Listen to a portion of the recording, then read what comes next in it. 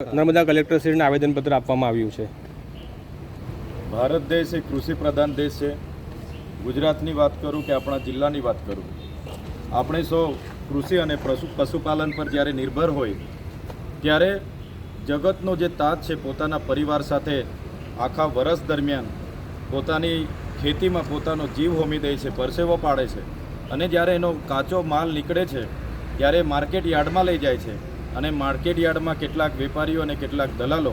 જે સરકારે ટેકાના ભાવ જાહેર કર્યા છે, જેમ કે મકાઈમાં 2100 રૂપિયા છે તેની સામે 1800 રૂપિયા આપવામાં આવે છે, કપાસમાં 1622 રૂપિયા જાહેર કર્યા છે એની જગ્યાએ 1200-1250 રૂપિયા આપવામાં આવે છે। એ જ પ્રકારે તુવેર હોય કે બીજા તમામ પ્રકારના કાચા માલોમાં જે કડદા પ્રથા લાગુ કરીને વેપારીઓ કટકી કરે છે, જેનો અમે સખત શબ્દોમાં વિરોધ કરીએ છીએ। બોટાદમાં જે પ્રકારે આ કડદા પ્રથાના વિરોધમાં ખેડૂતોની એક શાંતિપૂર્ણ રીતે એક સંમેલન મળ્યું અને મહાપંચાયત યોજવામાં આવી ત્યારે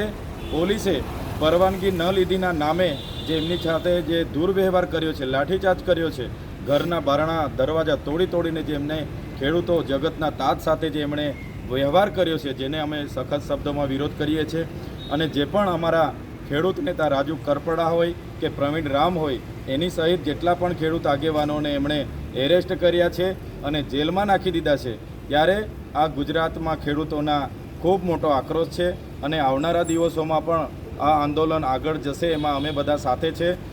સાથે આજે અમે જિલ્લા મેજિસ્ટ્રેટ શ્રી કલેક્ટર સાહેબને કીધું છે કે નર્મદા જિલ્લામાં પણ જેટલી પણ એપીએમસી માર્કેટ યાર્ડો છે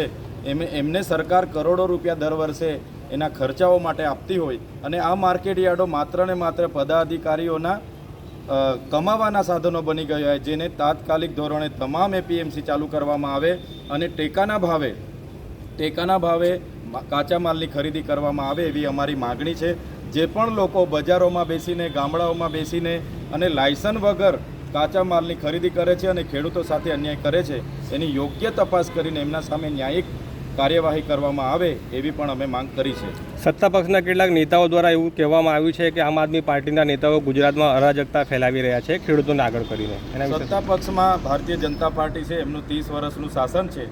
એમણે એમના કૃષિ મંત્રીએ જાહેર કરી દેવું જોઈએ કે ભાઈ અમે કડદા પ્રથા રદ કરાવી દઈશું, જે અમે ભાવ જાહેર કરીએ છીએ બૂમ બરાડા મારીને એ ભાવો ચાલુ કરી દઈશું, એટલે અમારે ક્યાંય લડવાનું થતું નથી। અને એમના ભૂપેન્દ્રભાઈ પટેલ હોય કૃષિ મંત્રીએ તમામ માર્કેટ યાર્ડો ચાલુ કરી દેવા જોઈએ અને એમણે જાહેર કરેલા ભાવ ખેડૂતને મળતા થશે ત્યારે અમે કોઈ બોલવા તૈયાર નથી, એમને અમે વખાણ કરવા તૈયાર છે, પણ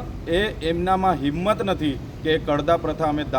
રદ કરવાની એ લોકો જાહેરાત કરી શકે કે અમે જાહેર કરેલા ભાવ ખેડૂતને મળે એની બાહેધરી એ લોકો જો અમને આપી દે તો અમે ક્યારે આંદોલન ખેડૂતોને સાથે રાખીને એમની સામે નહીં કરીએ। અમે ખેડૂતોને અન્યાય થાય છે એનો અવાજ બનવા માટે જ આજે આવ્યા છે। ખેડૂતોમાં આક્રોશ છે ત્યારે એમને ન્યાય મળે એ જ અમારી માગણી છે।